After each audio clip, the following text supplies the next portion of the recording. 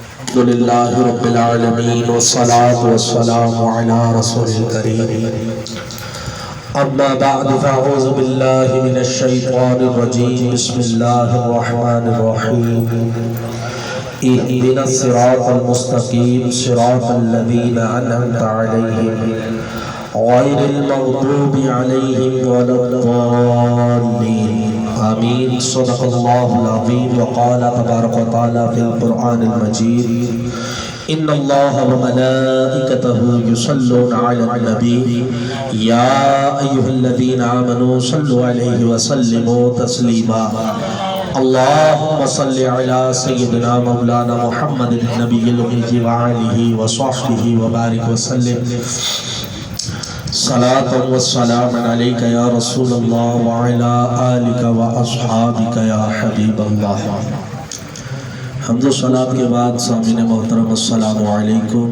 وعلیکم السلام ورحمۃ اللہ وبرکاتہ۔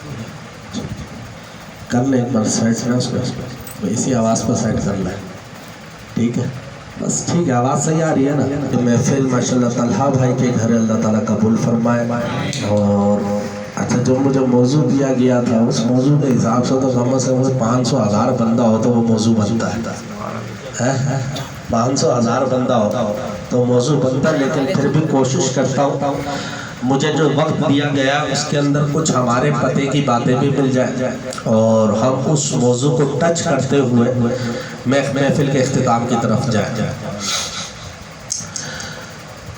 11ویں شریف کا مہینہ ہے اور سیدی حضور غوث اعظم رضی اللہ تعالیٰ عنہ کی 11ویں شریف مسلمان مناتے ہیں اور یہ پروگرام بھی اس کی نسبت سے ان کی سال ثواب سے رہبر اور رہنما یہ ہر فیلڈ میں پائے جائیں گے۔ دین اسلام کی خاص فیلڈ ہے جو رہنما ہوتا ہے نا، جسے پیر کہتے ہیں، رشد و ہدایت کرنے والا، اس کی بڑی ایک اہمیت ہوتی ہے۔ اب ضروری نہیں ہے کہ پیر ہو تبھی وہ ہدایت کرے گا، لوگوں کو ہدایت دے گا اور اس کا ذریعہ بنے گا۔ ہر بندہ اپنی جگہ پر اس منصب پر قائم ہوتا ہے۔ مثال ہے، میں گھر پر ہوں، میری زوجہ ہے، میرے بچے، میں ان کے لیے پیر ہوں، میں ان کے لیے کیا ہوں؟ کیا ہو؟ تو حیران ہو، پیر صاحب بھی بن گئے، آپ بھی پیر ہو ان کے لیے بھائی۔ انہوں نے کس کی پیروی کرنی ہے؟ جیسا میں ہوں گا میری وہ رعایا ہے، جیسا میرا چلن ہوگا ایسے ہی ان میں آپ کو وہ چلن میرے بچوں میں دکھے گا۔ اور ہمیشہ یاد رکھو، خاندانی جو خون ہوتا ہے نا، اس کو جتنا چاہے چینج کر لو، کبھی نہ کبھی جوش مارتا ہے، کچھ نہ کچھ جھلک خاندان کی مارتا ہے۔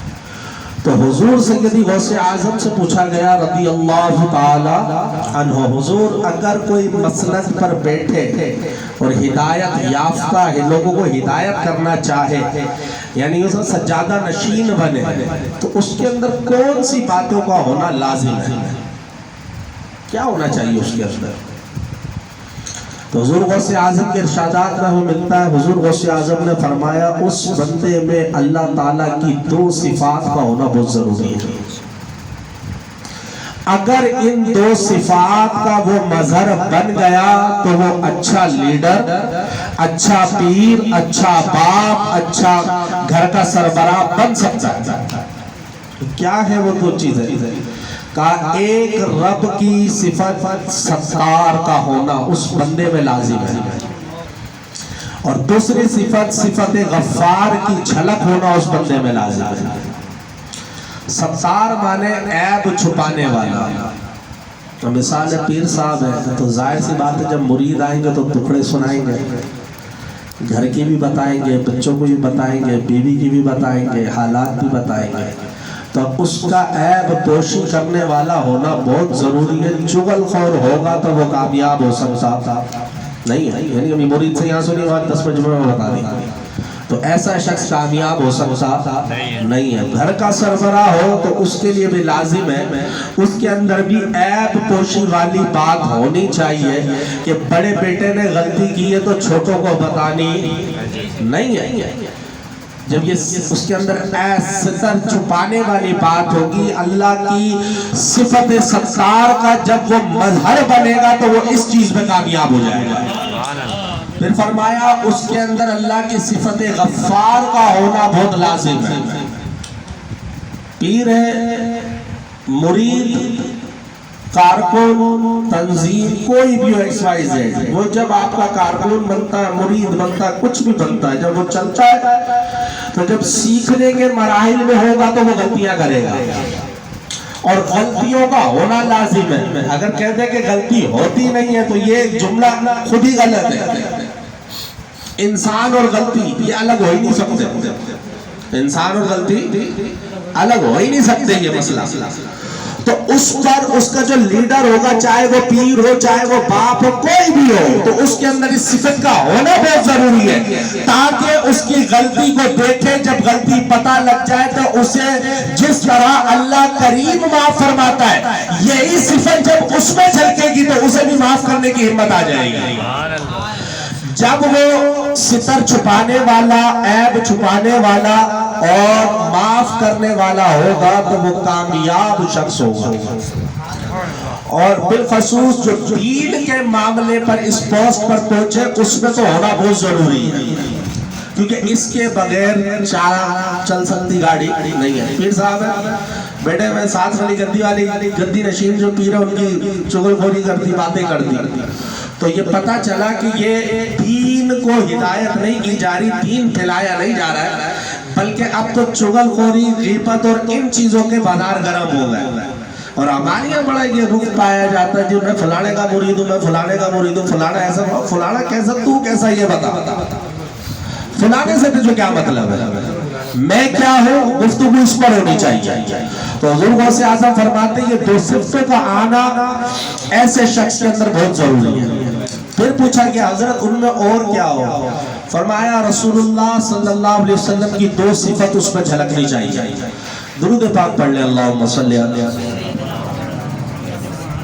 میں اپنا زور لگا رہا ہوں، 10-15 منٹ ہی لگاؤں گا، کیونکہ میری ناک بالکل بند ہوئی ہوئی ہے اور میں بڑا پھنسا ہوا صبح سے، بڑی مشکل سے نمازیں پڑھنے والے ہیں۔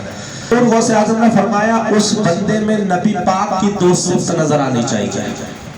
بھئی کون سی صفت؟ کہا ایک حضور کا رفیق ہونا، دوسرا شفیق ہونا۔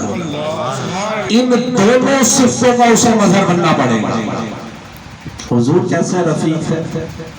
حضور ایسے رفیق ہے کہ ایک بار سفر پر گئے اور چند صحابہ ساتھ، کھانے کا وقت ہو گیا، تو صحابہ نے کہا یا رسول اللہ ہم لکڑی جمع کر لیتا ہوں، ایک نے کہا میں یہ کر لیتا ہوں، ایک نے کہا تو حضور نے فرمایا اچھا اس میں سے ایک کام مجھے دے دو۔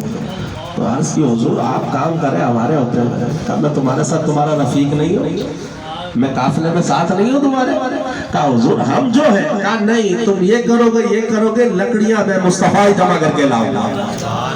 تو جب قافلے میں چلے تو پھر رفیق دوستوں کے اس طرح بنا جاتا ہے۔ تو شفیق اتنے ہو، مدینہ منورہ ہے، ایک عورت آتی ہے اور سرکار اس طرح آواز دے کر بلاتی ہے۔ حضرت عمر نے دیکھا، غصہ تو آیا، لیکن کہا کہ یہ تو مدینہ کی دیوانی ہے، اس پر کیا غصہ کرنا۔ اور حضور نے جب اس کا بلانا سنا تو حضور بھی چل پڑے۔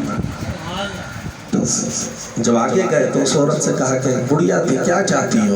کہا میں یہاں نہیں بتاؤں گی، میرے ساتھ چلے۔ اب حضور ساتھ چلنے لگے، عرب کی وہ تپتی دھوپ، وہ تپتی ریت، میرے حضور اس عورت کی بات سننے جا رہے ہیں۔ حضرت عمر کہتے چلتے رہے، کافی آگے چلے گئے، 10 منٹ 15 منٹ گھنٹہ 2 گھنٹہ حضور اس کی گفتگو ہی نہیں ختم ہو رہی۔ غصہ تو ہمیں بہت آ رہا تھا کہ ہم اس کو منع کریں، اور حضور سے کہے کہ سرکار یہ تو دیوانی ہے یہاں کی، آپ اس سے اس کی گفتگو سن رہے ہیں، لیکن کیا کریں حضور سے مجال نہیں پڑتی تھی کہ کیا کہا جائے۔ اب جب بات اس عورت کی ختم ہوئی تو حضور جب واپس تشریف لائے تو حضرت عمر نے عرض کیا حضور آپ کا وقت قیمتی ہے، آپ اللہ کے قیمتی بندے ہیں، آپ کا ایک ایک آن آپ کا وقت قیمتی، اور آپ اس دیوانی عورت کی سن رہے ہیں جسے سارا مدینہ پاگل کہتا ہے، اس کی مدینہ میں کوئی نہیں سنتا، حضور آپ سن رہے ہیں۔ تو میرے حضور نے کیا فرمایا، عمر جس کی کوئی نہیں سنتا اس کی میں مصطفیٰ سنتا ہوں۔ تو پھر شفیق بھی ایسا ہو کہ کوئی بھی آئے تو اس کے سر پر ہاتھ رکھا جائے. ایسا نہیں ہے کہ علامہ صاحب آئے تھے تو اویس سے ہاتھ ملا لیا دوسرے کو جھڑکتے ہوئے نکل گئے. تو یہ پھر پتا چلا کہ یہ محبت اللہ والی نہیں ہے, بس تھوڑا سا کالر کھڑے کرنے والے ہیں. وہ پیر صاحب نے پتہ نہیں مرید دیے, جی غریب جو تھا اس کو بار درخت کے ساتھ بٹھا دیا کہ تو بیٹا 1000 بار یا حیو یا قیوم پڑھتا رہے. وہ جو کار پر آیا تو اس حجرے میں لے گئے. مرید بھی بیچارہ سمجھ رہا کہ حضرت نے وظیفہ دیا شاید اس لیے میں درخت کے نیچے بیٹھا ہوں. تو بات درخت کے نیچے بیٹھنے کی نہیں ہے, بات یہ ہے کہ ہمارے یہاں آج جو منصب ہے نا اس کا استعمال غلط ہو گیا. وہ کسی بھی پوزیشن میں ہو, وہ پیر پر ہو, امام صاحب مثال میں امام صاحب بھی وہیں جھوک رہے ہوتے ہیں جب ہاتھ میں 50-100 روپے کر کے دے رہا ہوتا. امام صاحب دونوں ہاتھوں اس کے آگے کرتے السلام علیکم السلام کیسے ہیں آپ, پتہ ہے نا اگلے جمعے کو 100 روپے دینا ہے اس نے. اسی کے گھر کوئی مسئلہ ہو جائے تو امام صاحب دوڑے جا رہے ہیں, کسی غریب کی فاتحہ دینی ہو تو مؤذن کو کہتے جا تو دے کر آ جائے گا. اور جہاں جگہ سوٹ ملے گا, جہاں کچھ پھل شل بھی آئیں گے وہاں امام صاحب پہنچ لڑک کر میں فاتحہ دوں گا. اور جہاں جگہ نیا بندہ ہے اس کے پاس نے کیا دینا ہے, دال پکا لیتا ہے چنے کی اور اس کے اوپر فاتحہ دیتا ہے, جب بیٹا تم فاتحہ دیا. تو یہ طرز ایسی طرز ہے. حضور غوث اعظم بہت فرماتے ہیں کہ بندہ اپنے منصب پر قابل اس وقت تک نہیں ہوتا جب تک رفیق بھی نہ بنے اور اپنے ملنے والوں پر شفیق بھی نہ بنے. تو جب یہ چیز اس کے اندر پیدا ہوگی سب سے برابری میں دیکھے گا, چاہے وہ علامۃ الدہر ہو یا وقت کا کتب ہو, وقت کا ولی ہو. اور جو اللہ والے ہوتے ہیں نا ان میں یہ جھلک نظر آتی. سورہ فرقان پڑھے تو اللہ نے وہاں نشانیاں بیان کی. جب اللہ والے چلتے, اللہ فرماتا ہے عباد الرحمن, عباد جو رحمان کے بندے نا یہ جب چلتے ہیں تو بڑے سلیقے سے چلتے ہیں. یہ جب چلتے ہیں تو سلیقے سے چلتے. کیا مطلب, کوئی مل جائے تو سلام بھی کرتے ہیں, ہاتھ جھٹکتے نہیں ہے. تمہاریا تو کون ہے, پوچھو ہم تو بڑوں کے ساتھ جائیں گے. تو اللہ والوں کی یہ طرز ہوتی نہیں ہے. تو اس فیلڈ میں کسی بھی جگہ جب بڑا بندہ ہو, حضور غوث اعظم کہتے ہیں اس بندے میں سرکار کی صرف رفیق بھی ہونی چاہیے, سرکار کی صرف شفیق کا اس کو مظہر بھی ہونا چاہیے. پھر غوث اعظم رضی اللہ تعالیٰ عنہ سے عرض کی کہ حضور اور کیا ہو, فرمایا پھر ابو بکر کی 2 صفتوں کا اسے مظہر ہونا چاہیے. حضور وہ کیا ہے, فرمایا ایک صادق ہونا, ایک مصدوق ہونا. یہ دونوں صفتوں کا ہونا اس میں لازم ہے. صادق سچا ہونا, سچ بولنا. نبی پاک صلی اللہ علیہ وسلم نے پوچھا کیا مومن کنجوس ہوتا ہے؟ حضور نے فرمایا نہیں, مومن کنجوس نہیں ہوتا, ہاں شاید کبھی کنجوسی کر جائے. کنجوس ہوتا نہیں ہے, شاید کبھی کر جائے. پھر پوچھا گیا حضور مومن بہادر ہوتا ہے, بزدل ہوتا ہے؟ حضور نے فرمایا نا, مومن بہادر ہوتا ہے, بہادر, لیکن ہاں کبھی ڈر جائے, ایسا ہو سکتا ہے. پھر پوچھا گیا حضور مومن جھوٹ بول سکتا ہے؟ کہا نا مومن جھوٹ نہیں بول سکتا. مومن ہوگا تو جھوٹا نہیں ہوگا, مومن ہوگا تو جھوٹا نہیں ہوگا. تو حضرت ابو بکر صدیق کی اس صفت کا ہونا بہت ضروری ہے کہ جب بولے سچ بولے, جب بولے سچ بولے اور سچ کے سوا کچھ نہ بولے. چاہے وہ علمی عرفان لٹانے میں ہو, یہ نہ ہو کہ جی اس مرید کو میں نے دینا ہے تو اس یہ دینا ہے, اس کو یہ دینا ہے, اس سے یہ چھپانا ہے, اس سے وہ چھپانا ہے. باپ اس مسنت پر ہو تو ایسا نہ ہو کہ ایک بیٹے کو تو 2 لاکھ روپے دے دیے وراثت میں, ایک کو 50,000 روپے دے کے سائڈ پہ کر دیا. تو جھوٹا نہ ہو, سچا ہو. ہر شے کے لین دین میں سچ اس کی زبان کے اوپر جاری ہو. حضور غوث اعظم فرماتے جب یہ صفت چھلکے گی تو پھر اس کے اندر وہ بڑا پن ہونا, چاہے وہ تنظیم کا لیڈر بنے, چاہے وہ پیر بنے, چاہے مسجد کا امام بنے یا وقت کا ولی بنے, کچھ بھی بنے, ان سب چیزوں کا ہونا اس میں ضروری ہے. پھر پوچھا حضور اور کچھ کا, پھر حضرت عمر کی 2 صفتوں کو ہونا بہت ضروری ہے. کون سی صفت؟ کہا نیکی کی دعوت دینا, گناہوں سے روکنا.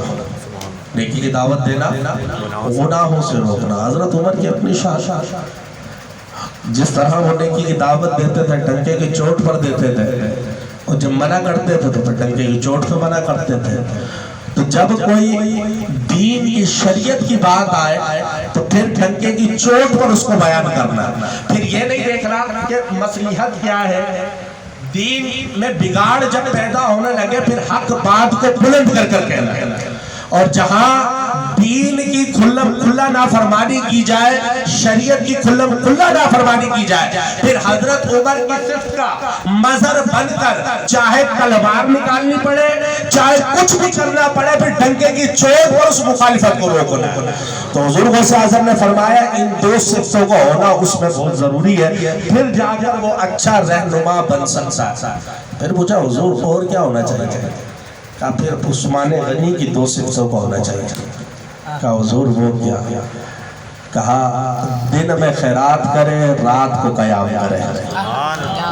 دن میں خیرات کرے، رات کو قیام کرے۔ اللہ والوں کی نشانی ہے، اللہ والے جمع کرتے ہیں۔ ایسا نہ ہونا جو پیر صاحب غریب کی کھوتی ریڑھی پہ تو لکھا ہوا ہے کہ یہ نظر میرے پیر کی، اور پیر صاحب کی پراڈو پہ نہیں لکھا ہوا ہوتا ہے کہ چندہ میرے مرید کا ہے۔ دیکھا ہے نا گدھا گاڑی میں لکھا ہوتا ہے نظر میرے پیر کی، پیر صاحب نے پراڈو پہ کبھی نہیں لکھوایا۔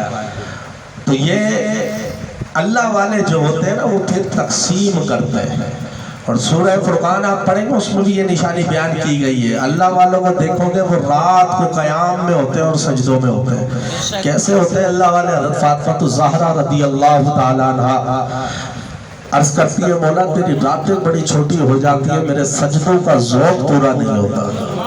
مولا اتنی طویل راتیں بنانا، میں سجدوں کا اپنا ذوق تو پورا کر لو۔ تو یہ اللہ والے ہوتے ہیں جن کی راتیں قیام میں، رکوع میں اور سجود میں گزرتی ہیں، اور دن جب چڑھتا ہے تو پھر وہ خیرات کرتے ہیں، پھر وہ لوگوں میں تقسیم کرتے ہیں۔ لوگوں کا جو سفید پوش لوگ ہوتے ہیں ان پر ان کی عزتیں بکھرنے نہیں دیتے، بلکہ حضور کے فرمان کے مطابق ان کی مدد کرتے ہیں۔ آپ تصوف میں نے جتنا پڑھا، جتنا میں نے غور کیا، یہ جو نذرانہ سسٹم ہے نا، پیروں کو نذرانہ دینا، علماء کو نذرانہ دینا، اس کی وجوہات ہے۔ پیروں کا جو نذرانہ ہے، پہلے پیر ایسے ہوتے تھے ان کو پتا تھا کچھ میرے مرید امیر ہیں، کچھ غریب ہیں، امیر نذرانے بھی پیش کرتے ہیں، غریب بھی آتے ہیں بیچارے، کہتے ہیں پیر صاحب دعا کرنا بیٹی کی شادی ہے، تو وہ امیروں سے لے کے غریبوں کو دیا کرتے تھے۔ چلو اس سے دیا، اس کی ہیلپ کر دیا، تو یہ طرز بہت اچھی ہے، ٹھیک ہے، اپنی ضرورت کا رکھ لے، جو نذرانہ ہے رکھ سکتا ہے، جائز ہے، لیکن جو یہ نذرانے کی طرز ہے نا، یہ شریعت کا حکم نہیں ہے کہ پیر صاحب بن گئے یا وقت کے عالم بن گئے یا کچھ بن گئے تو پھر کمانا دھوانا نہیں ہو، پورا عوام کے اوپر ہی رہنا ہے کہ جی اب موٹر سائیکل بھی تم لے کے دو، جی گھر بھی تم لے کے دو، سب چیزیں تم لے کے دو، ٹھیک ہے۔ ہماری اب ایک رواج ہے امام تنخواہ لیتا ہے، ٹھیک ہے، وہ تنخواہ ہوتی ہے اس کی معقول تنخواہ جس سے اس کی روٹی چلتی ہے، لوگ ہیلپ کر دیتے ہیں، ٹھیک ہے، لیکن جائیے نذرانوں کا بے تحاشا استعمال ہونا، تو وہ پھر ہونا کیا چاہیے کہ پیر صاحب لے تو پھر غریبوں کو دے، لیکن طرز بدل گئی۔ علامہ اقبال ایک لاہور میں ایک جگہ موجود تھے، وہیں پیر صاحب آئے ملنے، اور علامہ صاحب سے باتیں کرنے لگے، اتنے میں ان کا ایک مرید آ گیا پیر صاحب سے، کہا حضرت میں نے سنا آپ ڈاکٹر صاحب سے ملنے آئے، تو میرا دل بھی چاہا کہ میں آپ سے ملاقات کروں۔ کہا بیٹا آ گئے، وعلیکم السلام، وعلیکم السلام، کیسے آنا ہوا؟ حضرت میری بیٹی کی شادی ہے، دعا کریں اللہ تعالیٰ کی طرف سے مدد ہو اور کام آرام سے نمٹ جائے، اور حضرت دعا کریں میں 100 روپے کا مقروض ہوں، اور دعا کرے میرا قرضہ بھی ادا ہو جائے۔ اچھا اس دور میں 100 روپے بڑی چیز تھے، ہمارے یہاں 1,00,000 2 لاکھ لگا لو، تو حضرت نے فوراً دعا کے لیے ہاتھ اٹھائے، دعا کی تو مرید نے جاتے ہوئے 10 روپے کا نوٹ نکال کے پیر صاحب کے ہاتھ میں رکھ دیا، اور مرید اجازت لے کے چلا گیا۔ اب جب وہ جانے لگا تو ڈاکٹر اقبال نے زیر لب مسکراہٹ دی اور ہنسنا شروع ہوئی۔ پیر صاحب کی نظریں تیز بھی ہوتے، کہا کہ کیوں ہنس رہے ہیں ڈاکٹر صاحب، کیسی ہنسی؟ کہا وہ آپ کی دعا ہاتھوں ہاتھ قبول ہوئی ہے نا، اس پہ ہنس رہا۔ کیا مطلب کیسے قبول ہے؟ کہا جب وہ آیا تھا 100 روپے کا قرض دار تھا، گیا ہے تو 110 روپے کا ہو گیا۔ تو یہ مرید بیچارے آ کر کہتے ہیں یا آگے کہتے ہیں کہ یار یہ میرے لیے دعا کرنا، تو یہاں جو منصب پر ہو نا جس کو دیا، بھلے پیر ہو یا کوئی بھی ہو، ایسے آپ اللہ نے آپ کو دیا ہے نا، کوئی آپ کا پڑوسی یا آپ کا کوئی رشتہ دار بار بار تذکرہ کرے یار وہ میری بیٹی کی شادی ہے یار، تو وہ سمجھ جانا چاہیے کہ یقیناً اس کے پاس مالی حالات صحیح نہیں ہے۔ اس کا تذکرہ کرنے کا مطلب یہ متوجہ کروا رہا ہے میرے کو کہ اگر میں اس کی کوئی ہیلپ کر سکتا ہوں۔ ایسے خوددار لوگ ہوتے ہیں جو لوگوں کے آگے ہاتھ پھیلاتے نہیں ہے، مرتے مر جائیں گے لیکن بھیک مانگیں گے نہیں۔ تو یہاں ہم لوگوں کو دین سکھا رہا ہے ہم لوگوں کو کہہ رہا ہے کہ تم نے غور کرنا کہ اگر وہ بار بار کوئی چیز کا ایک بار تذکرہ کر رہا ہے تو یقیناً اسے اس کی حاجت ہے. اب اس کو سمجھنے کے لیے یہ کب آئے گا پیدا؟ جب راتوں کو قیام ہوگا، صبح خیرات ہوگی، جب خیرات والے بنیں گے. ایک بار حضرت ابی ہریرہ رضی اللہ تعالیٰ عنہ راستے میں بیٹھے نا، حضرت ابو بکر صدیق تشریف لیا رضی اللہ تعالیٰ عنہ. تو حضرت ابو بکر صدیق سے حضرت ابی ہریرہ نے ایک مسئلہ پوچھا کہ حضور یہ آیت بتا دیں. تو انہوں نے بتا دی اور چلے گئے. حضرت عمر آئے، ان سے بھی ایک مسئلہ پوچھا، انہوں نے بتا دی، چلے گئے. تو بھوک لگی ہوئی تھی حضرت ابی ہریرہ کو بڑی سخت. انہوں نے کہا یہاں بھی نہیں مسئلہ بنا، یہاں بھی نہیں بنا. تو پیروں کے پیر میرے حضور آ گئے. تو حضرت ابی ہریرہ نے ہاتھ جوڑ کے کہا یا رسول اللہ یہ آیت بتا دے. کہا ابی ہریرہ بھوک لگی ہے؟ ہریرہ بھوک لگی؟ کہا یا رسول اللہ بہت ستایا ہے. کہا اچھا آؤ. عائشہ کچھ ہے؟ کہا یا رسول اللہ ایک پیالہ ہے دودھ کا، ایک پیالہ ہے. کہا ابی ہریرہ بلا لے آؤ جتنے صحابہ ہیں، سارے صحابہ کو بلا لا. اب ابی ہریرہ سوچتے ہوئے جا رہے ہیں ایک پیالہ 70 بندے کیا کریں گے. آ گئے. اب حضرت ابو ہریرہ کا ذہن چل رہا ہے کہ یہ پیالہ کیا کریں گے. حضور نے پلانا شروع کیا، سب نے پینا شروع کیا. 1 2 3 4 5 6 70 کے 70 پی گئے. حضرت ابی ہریرہ کی باری ہے، ہریرہ تم بھی پیو. تو حضرت ابی ہریرہ نے پیا. حضور نے کہا اور پی ہریرہ، اور پیا. کہا ہریرہ اور پی. وہ کہا حضرت ابی ہریرہ کہتے میں نے اور پیا یہاں تک کہ میں سیر ہو گیا، میرے حلق تک دودھ آ گیا. میں نے کہا حضور بس میرا پیٹ بھر گیا، حضور بس ہو گئی ہے میری. تو پھر حضرت ابو ہریرہ فرماتے ہیں وہ پیالہ لیا، میں نے نبی پاک کو دیا، نبی پاک نے نوش فرمایا صلی اللہ علیہ وسلم. یہ حدیث سنی ہے کس نے سنی ہے؟ سب نے سنی ہے. آؤ اس کا دوسرا آئینہ میں آپ کو دکھاؤں. ہم نے یہ تو سنا کہ جی بڑے خوش بھی ہو، حضور کا معجزہ، ایک پیالہ 70 پی گئے. پر اس کے اندر سبق دیکھو، یہ وہ پیالہ ہے جسے 70 بندوں نے پیا ہے. ان 70 کا جھوٹا کائنات جن کے لیے بنی ہے وہ پی رہا ہے.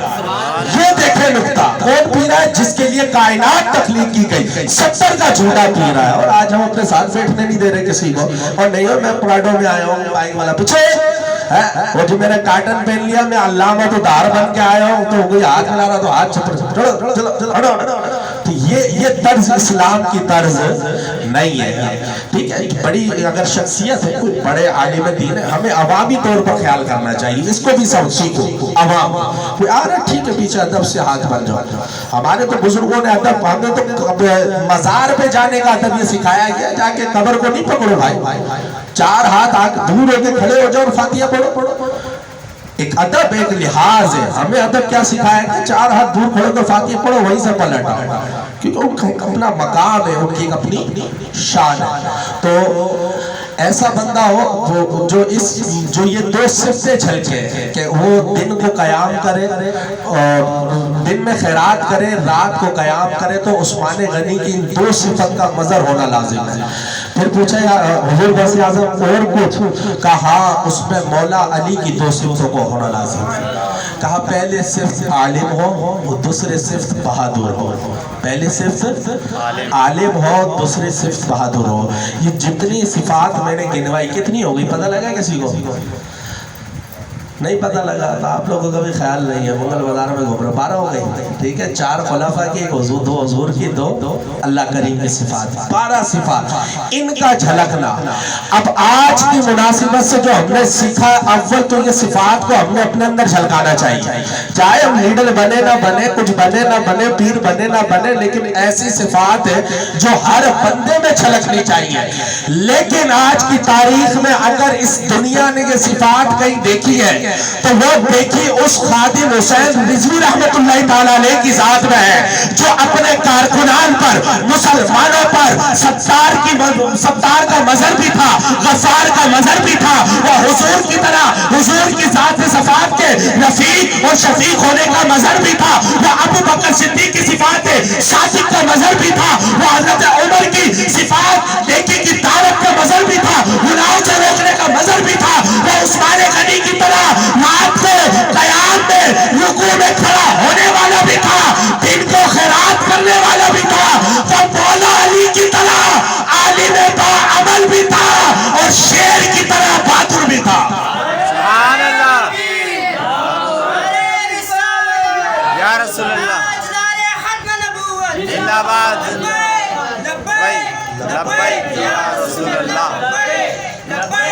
लब्बैक या रसूल अल्लाह। तो मेरे भाई आज इस उन्वान से मुझे कहा गया था, समझाने का मकसद वो जो बात है ना उस पर तो अमल करनी है, लेकिन एक बात हमेशा पल्ले से बांध के रखना, ये दुनिया हाथ आने वाली। हाँ, जब पकड़ना किसी सुन्नी आलिम दीन का दामन पकड़ना, हमारा वोट भी, हमारी जान भी, हमारा माल भी सब सुन्नियों मुसलमानों पर खर्च होना चाहिए। हमें जो तर्ज दी गई, हमारी जिंदगी का मकसद क्या है? हज़रत खादिम हुसैन रिजवी रहमतुल्लाह ताला ने का बड़ा मशहूर फिक्रा है कि यार जब कुछ भी करो, जब दुनिया से जाना ना हुजूर से इतनी वफा करके तो जाना। फिर वो आगे वो शेर पढ़ते थे, जब रूह मेरे पहराने खाकी से निकले, रोजे से आवाज आए, हाय अब मेरा फकीर आया है। तो इतनी वफा करके तो जाओ कि कब्र में जाए तो फिर ये ना कहेंगे हुजूर हम तो कंबलों में पड़े हुए थे, हुजूर हम तो घर में सो रहे थे, हमारी तो तनख्वाह मिल रही थी, हम तो इमाम थे मस्जिद के, चंदा भी आ रहा था, पैसे भी आ रहे थे, वो जी लोग खिदमतें भी कर रहे थे, लोगों के सोए भी पढ़ा रहे थे, लोगों को दफना भी रहे थे, लेकिन हुजूर आपका नाम आता था तो हमसे निकला नहीं जाता था, हम बच्चे देखते थे। तो फिर ये तर्ज नहीं होनी चाहिए। देखो मौत कैसी चीज है, किसी के ख्याल में भी नहीं था कि हजरत का विसाल होगा, लेकिन मौत आ गई, वक्त आ गया, वक्त तय हो गया। लेकिन क्या उन्होंने जो जितना अमल किया, जितना जिंदगी गुजारी, ठीक है, उस सब चीजों का रिजल्ट मीनारे पाकिस्तान में लोगों ने देख लिया। मीनारे पाकिस्तान में लोगों ने देख लिया। जैसे कि मैं मुख्तसर सी दलील दूं, यहाँ पर आपके पीछे आलम शाह बुखारी रहमतुल्लाह ताला अलैह का मज़ार है। किसी ने देखा इनको? नहीं देखा ना? क्यों है मज़ार में? आपको क्या पता मज़ार में वही है कि कोई और है? तो यहाँ हदीस पाक कोट की जाती है कि जो आवाम की ज़बान होती है ना वो खालिक का हुक्म होता है। कि हदीस है, आवाम का जो लबों पर होगा ना वो खालिक का हुक्म होगा। जिसे दुनिया अल्लाह का वली करी है, अल्लाह उसे अपना वली बना लेता है। होगा हो ये गलत बात है, लेकिन हजरत अल्लामा शेखुल हदीस साहब की पूरी जिंदगी हदीस शरीफ पढ़ाने में गुजरी, और जब नामूस रिसालत पर हमला हुआ तो आपने अपनी जान टांगों में बाज़ाहिर जान नहीं थी, लेकिन खुद चले उम्मत को अपने पीछे चला के दिखाया। और ये मीनारे पाकिस्तान में उनका तारीखी जनाजा, इस पाकिस्तान की तारीख में होने वाले जनाजे ने ये साबित कर लिया कि मैं मरा नहीं हूँ, बस लिबास तब्दील हुआ है। जिंदा हम यहाँ भी है, जिंदा हम वहाँ भी है। समझो? तो मौत हर शख्स को आनी है, लेकिन मौत हजरत जैसी आए तो उसके क्या कहना है? अल्लाह उनका सदका अल्लाह हम सबको नसीब करे है। तो ये एक रुख दे दिया गया है, हमें एक प्लेटफॉर्म दे दिया गया है, जहाँ कहीं भी हुजूर की बात हो, हुजूर का नाम लेने वाला आशिक रसूल हो तो हमने पीछे खड़ा हो रहा है। ठीक है, मैं कोई तंजीम बाजी नहीं कर रहा हूँ कि सारे लब्बैक में आ जाओ, हालांकि मेरा कोई लब्बैक तहरीक से कोई ताल्लुक नहीं है, मुझे मोहब्बत है। वल्लाह मैं हकीकत बताऊँ, देखो इज्तिमा में एकदम ऐलान हुआ ना कि इनका विसाल हो गया, तो जुमेरात थी, पूरी रात नींद नहीं आई मेरे को। हालांकि मैं नींद का ऐसा शहदाई आदमी हूँ, रिश्तेदार में कोई तका, मेरी सास का इंतकाल हुआ था, मैं घर के बाहर सो रहा था, सुबह दफनाएंगे, अब हो गया क्या करेंगे। लेकिन कल भी मोहब्बत यार हमारा क्या बनेगा? ये तो ड्रामेबाज हुक्मरानों का जो दिल कर रहा है वो करे जा रहे। मौला तूने एक नेमत दी थी हमें बड़ी खूबसूरत, वो भी हमसे चली गई है, क्यों? अब मसला पता है क्या, ऐसे लोग हमारे पास क्यों नहीं है? हमारे अमाल ऐसे हम लोग बुरे हैं, हम लोग अपने दीन से वफादार हो। देखो अल्लाह की रहमत कैसी बरसती है हम पर है।